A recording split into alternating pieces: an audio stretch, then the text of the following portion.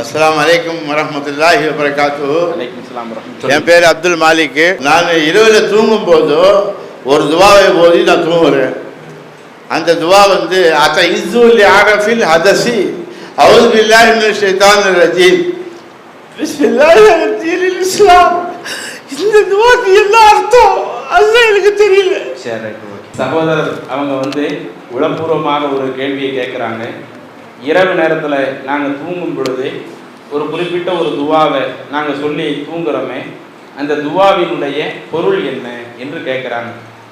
நம்ம ஹதீஸில் தேடி பார்த்த வரையில், இதுக்கு முன்னாடி அறிஞ்ச வரையில் சகோதரர் சொன்னதை போன்று ஒரு துவாவை அத்த இஸ்ஸுலி அரபில் அதசி என்று சொல்லக்கூடிய ஒரு துவாவை இதுவரை நாம் என்ன செஞ்சதில்லை, பார்த்தது கிடையாது. அல்லாஹ்வுடைய தூதர் தூங்கும் பொழுது இந்த மாதிரி துவா சொல்லிட்டு தூங்குங்க என்று சொன்ன மாதிரி நம்ம பார்த்த வரையில் எந்த ஆதாரபூர்வமான நபிமொழிகளும் இல்லை. பொதுவாக நாம் எந்த ஒரு காரியத்தை செய்கிறதா இருந்தாலும் அது குர்ஆன்ல இருந்ததுன்னா தாராளமாக செய்யலாம், ஆதாரபூர்வமான ஹதீஸ்ல இருந்ததுன்னா தாராளமாக செய்யலாம்.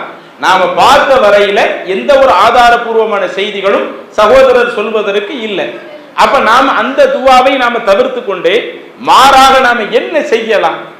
அல்லாஹ்வுடைய தூதர் நமக்கு கற்றுத்தந்த நிறைய விஷயங்கள் இருக்கிறது.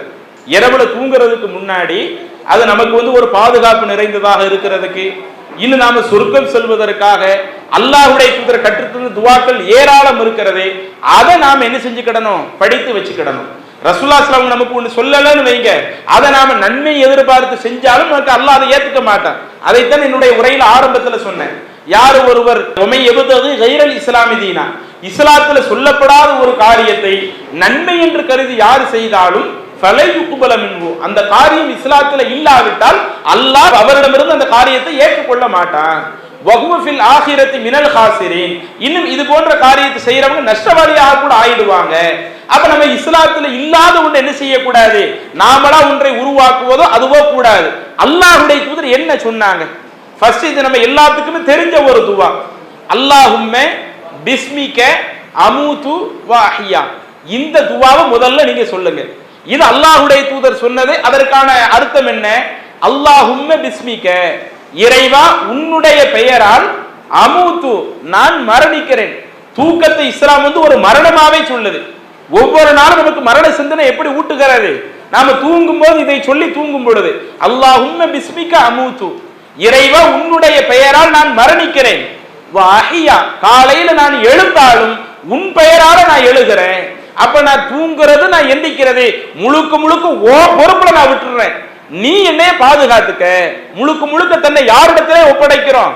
இறைவனுடைய பொறுப்பிலேயே ஒப்படைக்கக்கூடிய ஒரு அற்புதமான ஒரு துவாவை ரசூலுல்லாஹி ஸல்லல்லாஹு அலைஹி வஸல்லம் கற்றுத் தர்றாங்க. இந்த துவாவை நாம கண்டிப்பாக தூங்குறதுக்கு முன்னாடி, இது ஆதாரபூர்வமான செய்தி.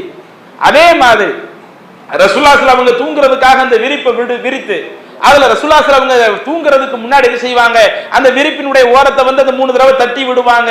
அதுல அந்த சில பாதிப்புகள் பூச்சிகள் இருந்தா கூட அது நமக்கு தெரியணுங்கிறதுக்கு இப்பெல்லாம் ரசூலுல்லாஹி செய்றாங்க. அடுத்து என்ன பண்றாங்கன்னா 3 சூறாக்களை, இது நம்ம கஷ்டப்படவே தேவையில்லை, நம்ம எல்லாருமே படித்த ஒரு சூரா, குல் ஹுவல்லாஹு அஹத், சூரத்துல் இக்லாஸ் நமக்கு தெரியாதா? குல் அஊது பிரப்பில் ஃபலக், சூரா அல் ஃபலக் நமக்கு தெரியாதா? குல் அஊது பிரப்பின் நாஸ், சூரத்துன் நாஸ் நமக்கு தெரியாதா? அப்ப இதை நாம என்ன செய்யணும், அந்த டெய்லி தூங்கும் பொழுது சூரா இக்லாஸ், குல் ஹுவல்லாஹு அஹத், குல் அஊது பிரப்பில் ஃபலக், குல் அஊது பிரப்பின் நாஸ், இந்த 3 சூறாக்களை ஓதணும். இது அல்லாம ரசூலுல்லாஹி ஸல்லல்லாஹு அலைஹி வஸல்லம் அவங்க நமக்கு சய்யிதுல் இஸ்திக்ஃபார் அப்படின்ற ஒரு துவாவை கற்றுத் தர்றாங்க. சய்யிதுல் இஸ்திக்ஃபார்னா என்ன அர்த்தம்? பாவ மன்னிப்பு கேட்கறதிலே தலையாய துவான்னு சொல்லி காட்டுறாங்க. ரசூலுல்லாஹி ஸல்லல்லாஹு அலைஹி வஸல்லம் அந்த துவாவினுடைய சிறப்பை பத்தி எந்த அளவுக்கு சொல்றாங்கன்னா, யாரேனும் ஒருவர் காலையில அந்த துவாவை சொல்றாங்க, இது நைட்டு தூங்குறதுக்கு மட்டும் கிடையாது, காலையில ஒருவர் அந்த துவாவை சொல்றாங்க. அந்த துவாவை சொல்லும் பொழுதே சும்மா ஏதோ மனப்பாடம் பண்ணி சொல்லோன்னு இல்லாம அதுல உள்ள அர்த்தத்தை புரிந்து அந்த துவாவை சொல்றாங்க. துவா சொல்லி அன்னைக்கு மாலை வர்றதுக்குள்ள அவங்க மரணம் அடைஞ்சிட்டாங்கன்னா தஹலல் ஜன்னா, அவங்க சொர்க்கம் போயிடுவாங்க. அதே மாதிரி ஒரு மாலை நேரத்தில் அந்த துவா சொல்றாரு. அந்த மாலை நேரத்தில் அந்த துவா சொல்லிட்டு அடுத்து தூங்கவும் ஆரம்பிக்கிறாரு. அவர் அந்த தூக்கத்திலே அவருடைய ரூஹு போயிடுது. அடுத்த நாள் காலை வர்றதுக்குள்ள அந்த அவருடைய உயிர் பிரிந்து விடுகிறது. அந்த துவாவினுடைய பொருளை உணர்ந்து அவர் சொல்லி மரணிப்பாரேயானால் தஹலல் ஜன்னா, அவர் சொர்க்கத்துக்கு போயிடுவாரு. அப்ப சொர்க்கம் செல்லக்கூடிய அளவிற்கு ஒரு பெரிய அளப்பரிய ஒரு துவாவாக ரசூலுல்லாஹி ஸல்லல்லாஹு அலைஹி வஸல்லம் அவர்கள் இந்த சய்யிதுல் இஸ்திக்ஃபாரை பத்தி சொல்லி காட்டுறாங்க. அல்லாஹும்ம அன்த ரப்பி லா இலாஹ இல்லா அன்த ஹலக்தனி அன அபுதுக வ அன அலா அஹ்திக வ வஅதிக மஸ்ததஅது வ அஊது பிக்க மின் ஷர்ரி மா ஸனஅது வ அபூஉ லக பி நிஅமதிக அலைய வ அபூஉ லக பி தன்பி ஃபக்ஃபிர் லி ஃப இன்னஹு லா யக்ஃபிரு ذுனூப இல்லா அன்த. சொல்றது தான் கொஞ்சம் பெருசா தெரியும். அதுவே நீங்க வளமை ஆக்கிட்டீங்கன்னு வைங்க, இதை நாம பொருள் உணர்ந்து சொன்னோம்னா நமக்கு அந்த மாலையில மௌத்து வருது அல்லது காலையில மௌத்து வருது, நாம சொர்க்கம் போயிடலான்ற அளவுல அந்த நன்மையை புரிஞ்சு சொன்னோம்னா நிச்சயம் நாம என்ன செய்வோம், எவ்வளவு பெரிய கஷ்டமா இருந்தாலும் எளிதில் நாம மனப்பாடம் பண்ணிடுவோம். அப்ப ரசூலுல்லாஹி ஸல்லல்லாஹு அலைஹி வஸல்லம் சொன்ன இந்த மாதிரியான துவாக்களை சொல்லிக் கொள்வது அது மார்க்கத்துல பிரச்சனை இல்லை.